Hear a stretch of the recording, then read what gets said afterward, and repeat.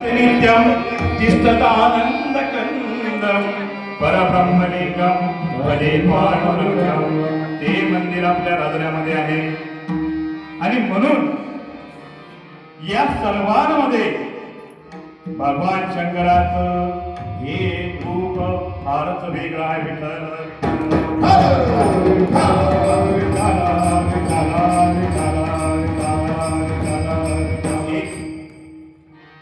माऊली आपल्या गावामध्ये जसं पाहिलं अनेक प्रकारचे कीर्तनकार या ठिकाणी येऊन गेले. मला सांगण्यात आलं माझ्या वडिलांना कीर्तन करून इथं 25 वर्ष झाले आणि 25 वर्षानंतर अगदी एक बुद्ध शर्करा योग म्हणून माझं नाव आण्याजीच्या वसंतरावजी आण्याजी यांच्या मुखामध्ये आलं. खरं पाहता मदपामराशी काय थोरपणा पायची वाहन पायवरी ती योग्यता नाही मावली, पण तरी देखील भगवंताचं नाम घ्यायला योग्यता लागत नाही आणि म्हणून ही जी सेवा त्यांनी माझ्यासाठी राखून ठेवली मी खरोखर त्यांचा आभारी आहे. विठ्ठल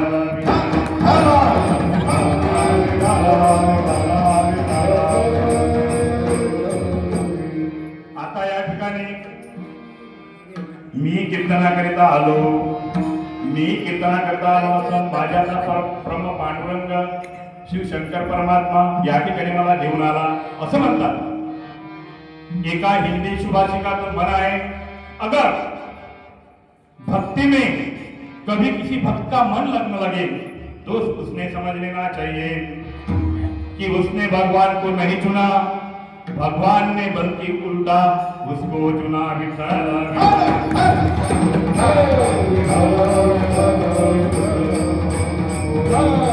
आणि म्हणून माझं हे परम भाग्य आहे. भाग्य कुणाला भाग्य कुणाला सदा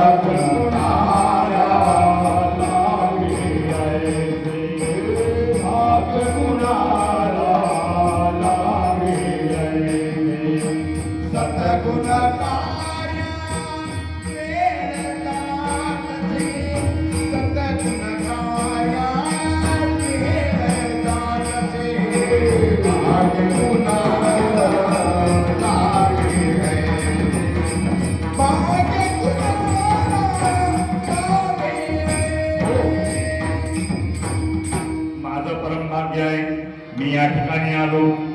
आता माझ्या घराचं भाग्य आहे का ज्यांच्या पोटी मला भक्ती करण्यासाठी प्रेरित करण्यात आलं असे आई वडील मला लाभले.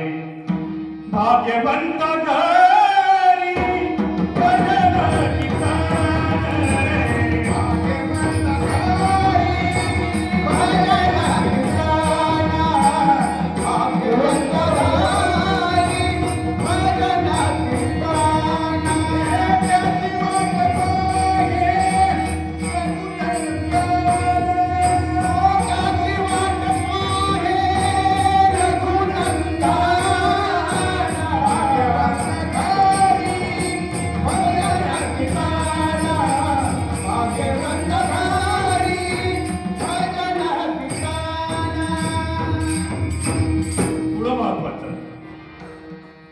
आपण हरिनामामध्ये आलो.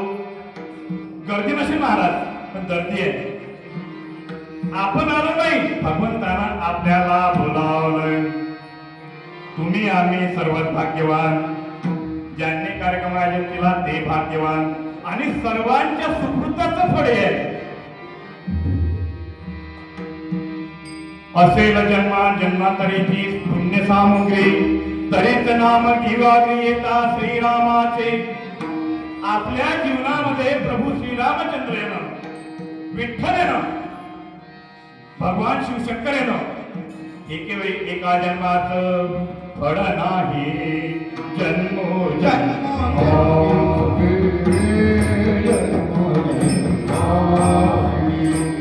बहु पुण्य केले, बहु पुण्य जवानात झाले कृपा केली.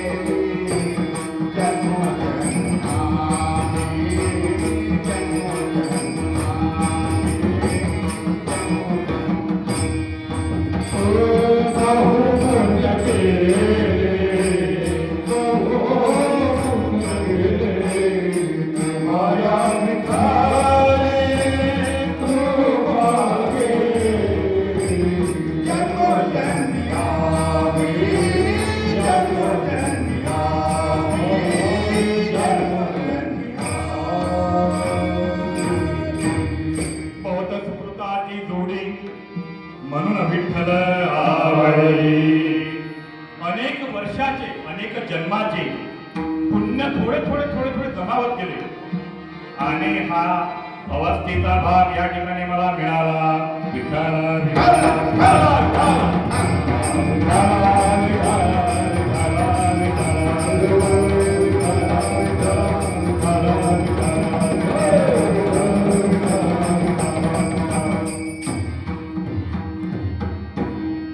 महाराज शांती ब्रह्म एकनाथ महाराज पक्के वारकरी.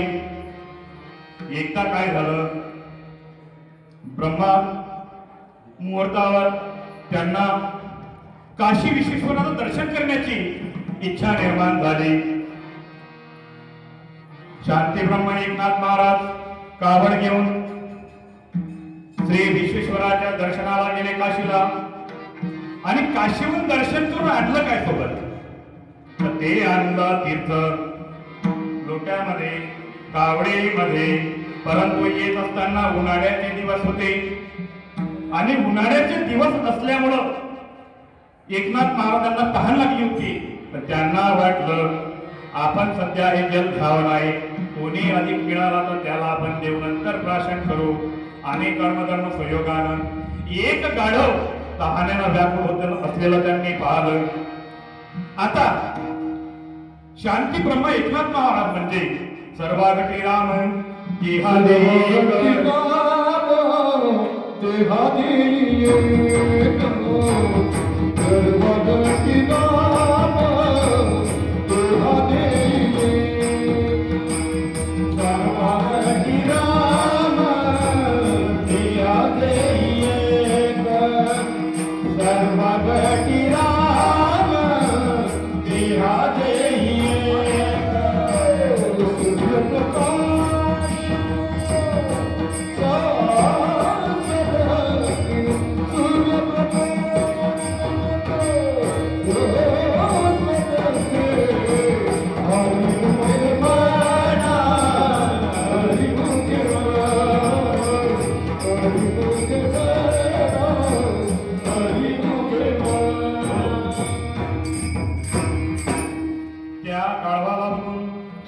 एकनाथ महाराजांचं मन द्रवलं. संत ते उदार, उदार ते संत. त्यांनी पाहिलं आपल्या कावडीमध्ये पाणी कमी शिल्लक आहे, परंतु तहानलेलं गाढव ते जगलं पाहिजे. त्यांच्यासोबत भक्त मंडळ होते महाराज आणि एकनाथ महाराज त्या ठिकाणी थांबले. त्यांनी ते दोन्ही कावडीतलं पाणी त्या गाढवाच्या मुखामध्ये खाली केलं, विजवलं आणि त्याला सावध केलं. भक्त मंडळी म्हणतात, काहो महाराज तुम्ही काशीला एवढ्या लांब का गेले, तिथून जल आणलं. परंतु एकनाथ महाराज त्यांना उत्तर देतात की जो भगवंत राजा माझ्या हृदयामध्ये आहे, ज्याला खुश करण्यासाठी, ते अमृत सेवन करण्यासाठी मी एक घेऊन चाललेलो आहोत, तो अमृताचा भाग या गाढवाच्या जीवनामध्ये आहे. कारण हा सुद्धा भगवंताचं एक रूप आहे. आणि म्हणून या ठिकाणी आपण शांती ब्रह्म एकनाथ महाराजांच्या स्वभावाचं, त्यांच्या विचाराचं अद्वैतवादी रूप, कुठलं अद्वैतवादी म्हणजे जे द्वैत करत नाही, म्हणजे भेद करत नाही, असं रूप आपण पाहिलं. शांती ब्रह्म एकनाथ महाराज त्यांनी समतेचा संदेश जगाला दिला. आपण पाहिलेलं आहे जगामध्ये खूप सारे देव आहेत, जगामध्ये खूप सारे धर्म आहेत. एका देवाचं दुसऱ्या देवासोबत पटत नाही, दुसऱ्या देवाचं तिसऱ्या देवासोबत पटत नाही, एका भक्ताचं दुसऱ्या भक्तासोबत पटत नाही. मावले कीर्तनासाठी निवडलेला विषय थोडा क्लिष्ट आहे, मला माहित आहे. हे लेक्चर जरा भारी आहे, हे मनोरंजनाचं नाही, हे ज्ञानाचं आहे. भक्ती ज्ञान व्यतिरिक्त इतर गोष्टी न कराव्या. प्रेम भरे वैराग्याच्या युक्ती आरवा, जेनी अंतरी मूर्ती ठसावी त्या श्रीहरीची, ऐशी कीर्तन वन्यादाय संताचा.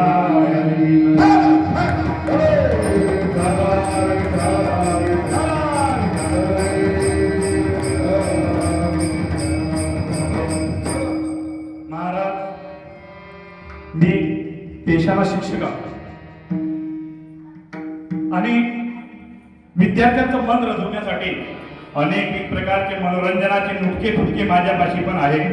पण आज वेळेचं गांभीर्य आणि ठिकाणाची मर्यादा लक्षात घेता मला ते रटार जरी झालं तरी मी डुप्लिकेट माल आज देणार नाही.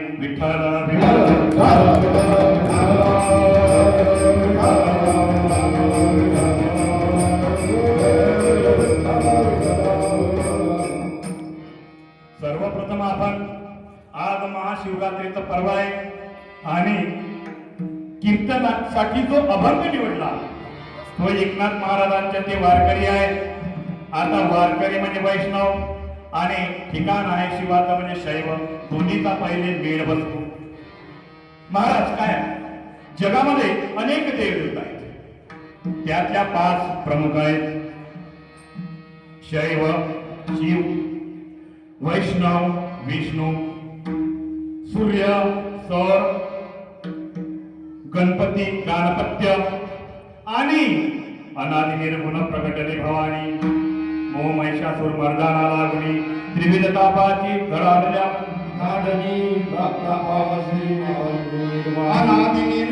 अनादि निर्गुणी प्रकट भगवान मोह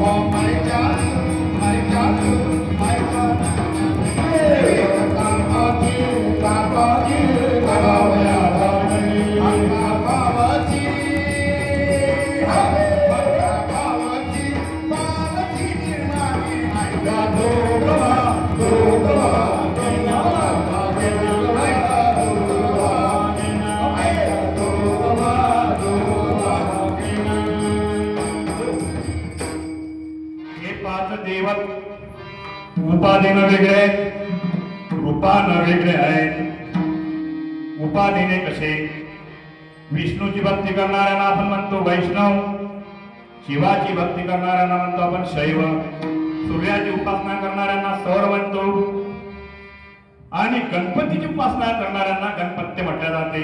परत एकदा सांगतो, देवीची उपासना करणारे शाक्त. आता या देवतांच्या उपाध्या वेगळ्या, आता या देवतांचं रूप वेगळं. शिवाचं रूप भस्मवटी रुंडमाळा, हाती त्रिशूल नेत्री ज्वाळा.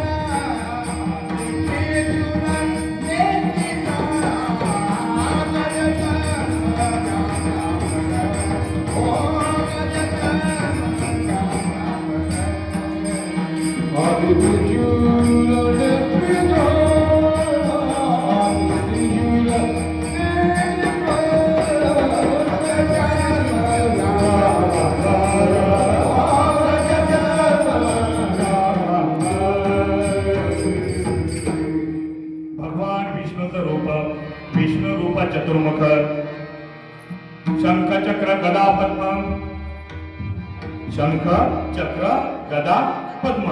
भगवान विष्णूचं रूप राजस सकुमार, मदनाचा पुतळा रवी शशी कळा लोपलिया. राजस सुकुमार मदनाचा पुतळा भगवान विष्णू. सूर्याचं रूप पाहतो आपण. सूर्याचे रथाचे घोडे पांढऱ्या रंगाचे साथ, ते तेजोमय रूप आपल्या डोक्यावर आहे. यानंतर गणपतीचं रूप आपण पाहतो.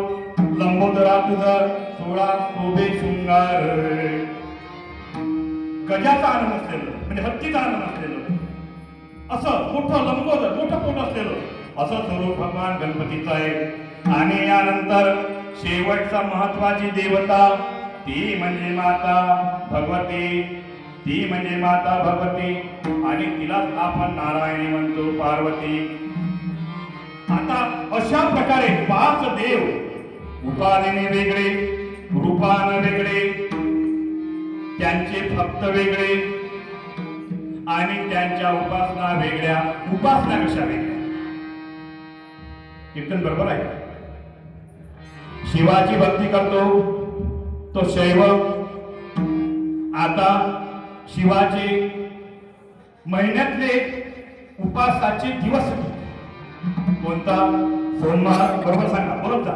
सोमवार अधिक शिवाचे सोमवार आणि प्रदोष. सोमवार आणि प्रदोष. भगवान विष्णूसाठी कुठला आहे? भगवान विष्णूची उपासना कशी करतो आपण? कुठला करतो? एकादशी. काय करतो महाराज? एकादशी.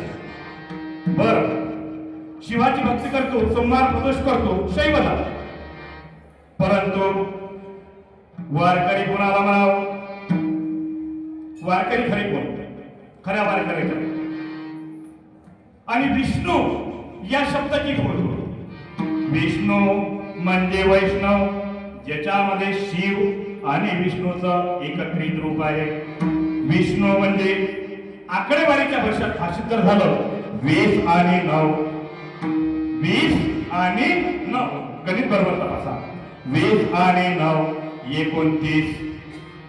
जो वर्षामध्ये 29 उपवास करतो त्याला म्हणावं वैष्णव.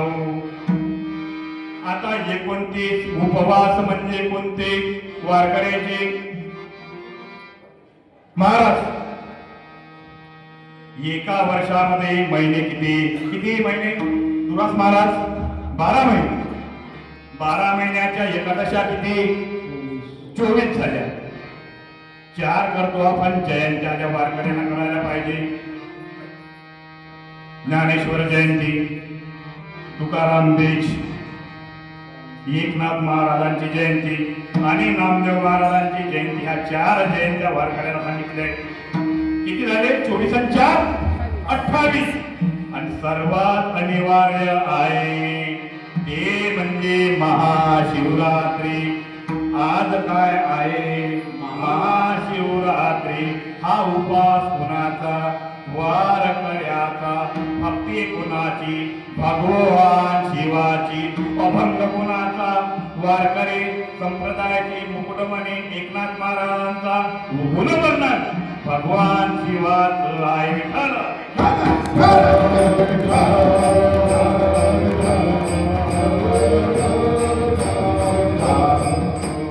हे 5 देव गुणानं वेगळे आहे. कसे आहे? गुणानं वेगळे, रूपानं वेगळे, उपाधीने वेगळे, त्यांचे भक्तही वेगळे, उपासना वेगळे. आपल्याला शिव आणि राम आणि शिव, विठ्ठल परमात्मा आणि भगवान शिव एकच दाखवायचे. या 5 देवतांचे लिंग सुद्धा वेगवेगळे आहेत. कसं? काही देव स्त्रीलिंगी आहेत. आपण भक्ती करतो ना महाराज. काही देवांची भक्ती आपण स्त्रीलिंगी रूपानं करतो. काही देवांची भक्ती आपण पुल्लिंगी अर्थानं करतो. गणपती पुल्लिंग, विष्णू पुल्लिंग, शिव पुल्लिंग आणि देवी स्त्रीलिंग.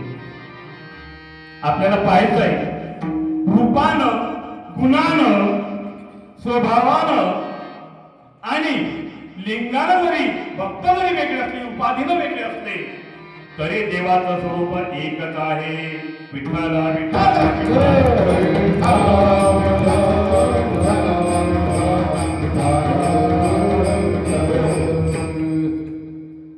व्याकरण शास्त्रानुसार विषय क्लिअर. व्याकरण काय सांगतं? विषय आपण देवाचं स्वरूप पाहतो पुल्लिंग. मला एक सांगा, इथे बसणारे जेवढे काही भक्त आहेत हे परिपूर्ण बाया असेल तर परिपूर्ण स्त्री नाही. यांच्यामध्ये पुरुषांचा अंश आहे आणि जेवढे पुरुष असेल यांच्यामध्ये स्त्रीत्वाचा अंश आहे. दोन्हीमध्ये नपुंसक लिंग सुद्धा आहे सिद्ध करू. मला सांगा महाराज, सर्व देव गुणानं रूपानं वेगळे आहेत, त्याची लिंग वेगळे आहेत, तरी प्रत्येक देवतेमध्ये 3 गोष्टी सारख्या आहेत. आता बघा, आपण ज्या वेळेला कीर्तन श्रवण करतो, बरोबर आहे, त्यावेळेस कीर्तनाची सुरुवात करताना किंवा हरिपाठवाले भगवंताला काय म्हणतात? तो हा विठ्ठल बरवा, तो हा माधव बरवा. आता यामधला तो हा शब्द आहे, कुठला? तो हा शब्द. तो हा शब्द स्त्रीलिंगी आहे की पुरुषलिंगी आहे? पुल्लिंगी. आता तो हा विठ्ठल बरवा, तो हा माधव बरवा. अधिक पुढे जाऊ, जर हा विठ्ठल प्रत्येक प्राणी मात्राच्या हृदयामध्ये असला, जर तो पुरुषाच्या हृदयात असला, तर तो स्त्रीलिंगी राहील का पुरुषलिंगी राहील? समजा तो मानवाच्या हृदयामध्ये असला तर तो पुल्लिंगी, आणि बाईच्या हृदयात असला तर ती राहील का तो राहील? तो हा विठ्ठल बरवा म्हणजे परिपूर्ण स्त्रियत्वामध्ये परिपूर्ण स्त्रीत्व असून काही पुरुषत्व आहे. विषय अधिक पुढे घेऊ. प्रत्येक पुरुषामध्ये प्रत्येक बाईमध्ये एक गोष्ट तुम्हाला असते नसते माफी मागून घेतो, ती म्हणजे डोक्यामध्ये बुद्धी. डोक्यामध्ये बुद्धी. आता ही बुद्धी सांगा, स्त्रीलिंगी आहे की पुल्लिंगी आहे? स्त्रीलिंगी. समजा ती बुद्धी मग आता पुरुषाच्या ठाई असलं तर माणसाच्या ठाई मग बुद्धा असतो का? मग माणसाच्या हृदयात किंवा पुरुषाच्या हृदयामध्ये आत्म्यामध्ये किंवा बुद्धीमध्ये डोक्यामध्ये जी बुद्धी असते ती बुद्धी बुद्धा नसतो, ती बुद्धी असते स्त्रीलिंगी आहे. म्हणजे प्रत्येक पुरुषामध्ये स्त्रीत्वाचा भाव आहे. अधिक समोर पाहतो, काका करणारे पांडुरंगाला शिवाला कसे बसतात? ये ग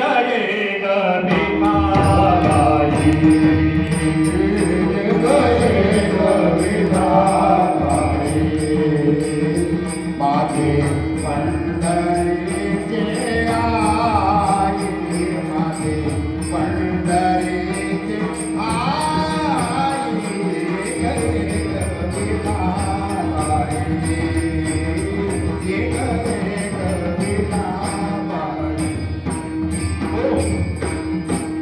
विठाई विठाई माझे कृष्णाई कानाई हो. म्हणजे देवाला आपण काय म्हणतो? पंढरपूरला जाताना काकाजी आपली परंपरा आहे, प्रत्येक वारकऱ्याच्या पाया पडतो, त्याला काय म्हणतो? माऊली. माऊली हा शब्द बायासाठी लागू आहे, पुरुषांसाठी लागू आहे. म्हणजे आपण जर पाहिलं तर प्रत्येक प्राणी मात्रामध्ये स्त्री आणि पुरुषामध्ये बुद्धी, आत्मा आणि तिसरी गोष्ट एक महत्वाचं ते म्हणजे मन. समजा कीर्तनकार कीर्तनाला सुरुवात करतो तर तो काय म्हणतो? सुंदर ते ध्यान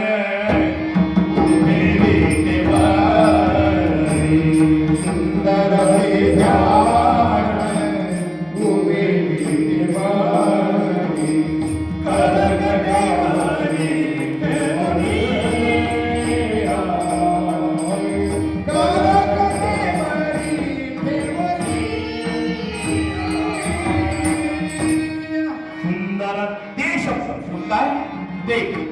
आता हा ते शब्द एखाद्या बाईनं म्हटला तर ते काय म्हणत?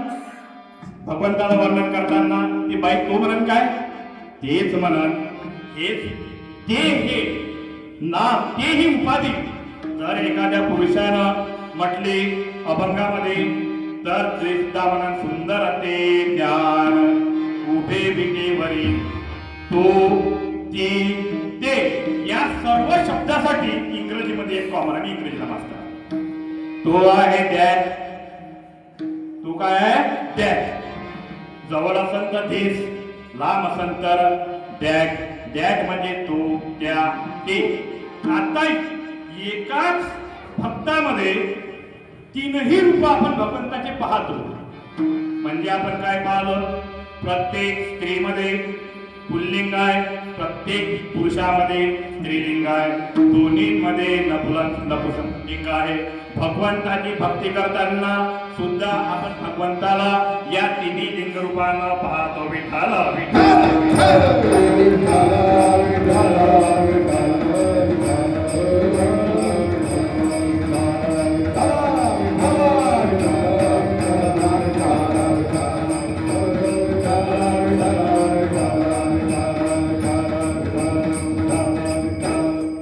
काय पाहिलं महाराज, भगवंताला आपण रूप वेगळे आहे, रूप वेगळे आहे, पण भगवंताचं स्वरूप मात्र एक आहे.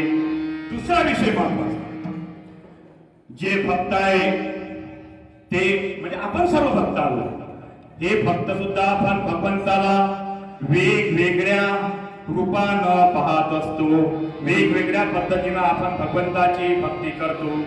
उदाहरणार्थ जर सांगायचं झालं, काही भक्त आहेत ते देवाला काय म्हणतात, ते देवाला शब्द प्रामाण्य रूपानं ओळखतात.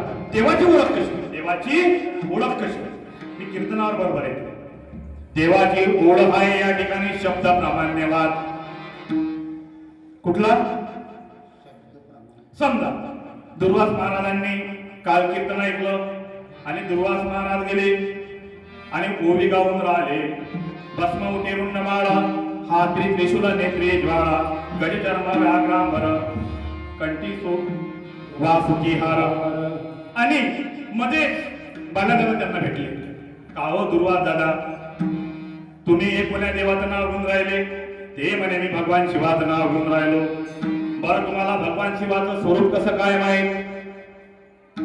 ते म्हणे बाबा मी काल महाराजांचं कीर्तन ऐकलं, त्याच्यामध्ये महाराज म्हणत होते भस्म उठे रुंडमाळा, म्हणजे शिवशंकर परमात्मा भस्म धारण करतो. रुंडमाळा, रुंड म्हणजे जे आपला मृतदेह आहे ना, आपलं जे शरीर आहे, शरीरामध्ये डोकं आहे, डोकं ती कवटी, याला रुंड म्हटले जाते. त्याची मान गळ्यामध्ये आहे. भस्म डोक्याला मुठी लागली आहे. भस्म उठे रुंडमाळा, हातामध्ये त्रिशूल आहे, डोळ्यामध्ये ज्वाला आहे. असं रूप पाहलं. कशा कोण सांगितलं? तर या महाराजांनी सांगितलं. म्हणजे महाराजांनी काय सांगितले? शब्द सांगितले, किंवा पुस्तकामध्ये वाचलं, किंवा पुस्तकामध्ये वाचलं. पुस्तकामध्ये काय वाचलं आपण? शब्द वाचले. म्हणजे भगवंताचं एक रूप फक्त शब्द रूपानं घेतात. विठ्ठल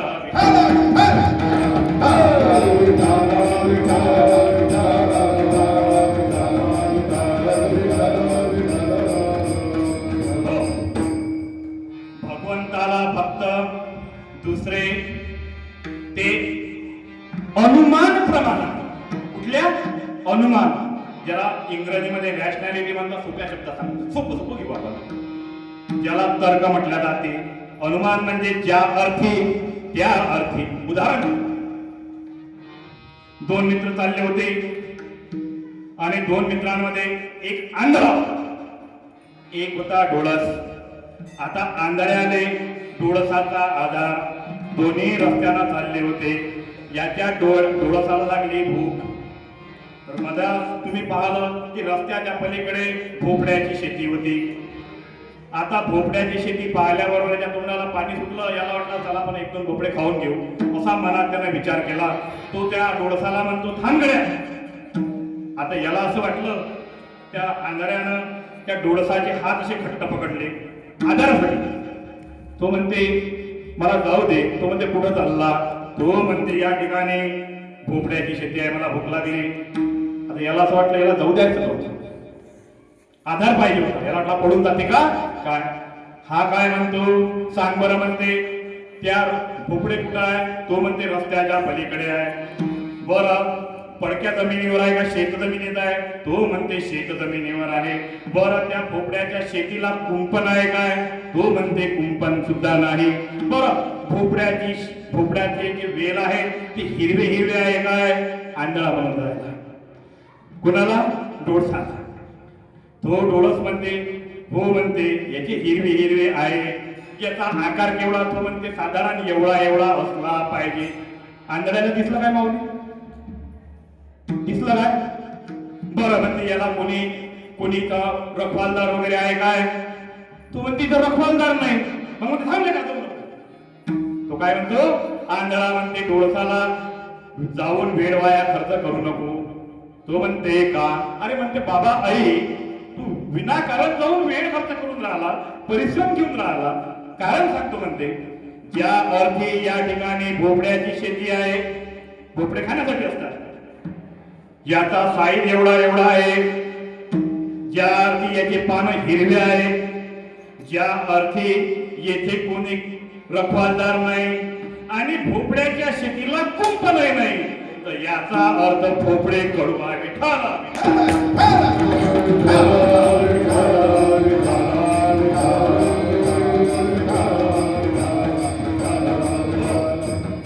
कडू भोपळे कोणी खात नाही आणि त्याच्याकडे कोणी पाहत. तू तिथं जाऊन वेळ वाया घालवू नको. तर म्हणते आता मला सांगा या आंधळ्याला त्या भोपळ्याचं स्वरूप कळलं कसं? ज्या अर्थी ते भोपळे कोणी खात नाही त्या अर्थी ते भोपळे कोण्या कामाचे नाही. ज्या अर्थी त्या अर्थी असंच भगवंताचं स्वरूप आहे. ज्या अर्थी हा सर्व सृष्टीचा नियंता, हा सगळ्या सृष्टीचा पसारा चालू आहे, कारभार चालू आहे ना महाराज. सूर्य सकाळी उगवतो, संध्याकाळी मावळतो, तुमचं आमचं सर्व बरोबर चालू आहे. याचा अर्थ या जगाचा पालन पोषण करता कुणीतरी असला पाहिजे. ज्या अर्थी हे आहे त्या अर्थी भगवंत असला पाहिजे. विठ्ठल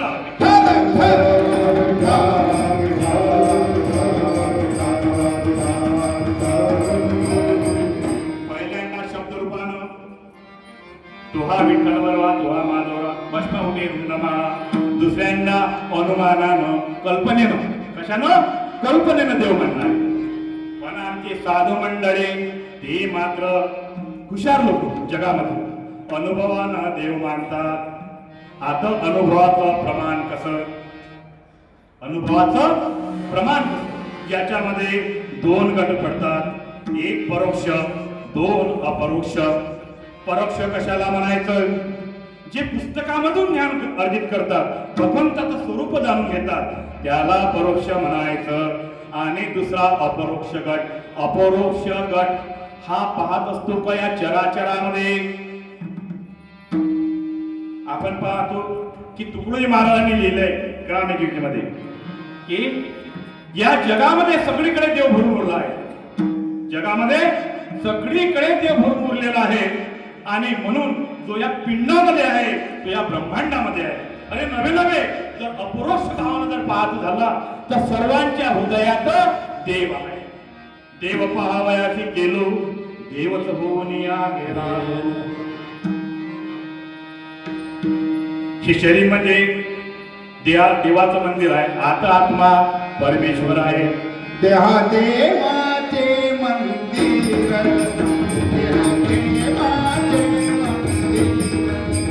देहा देवाचे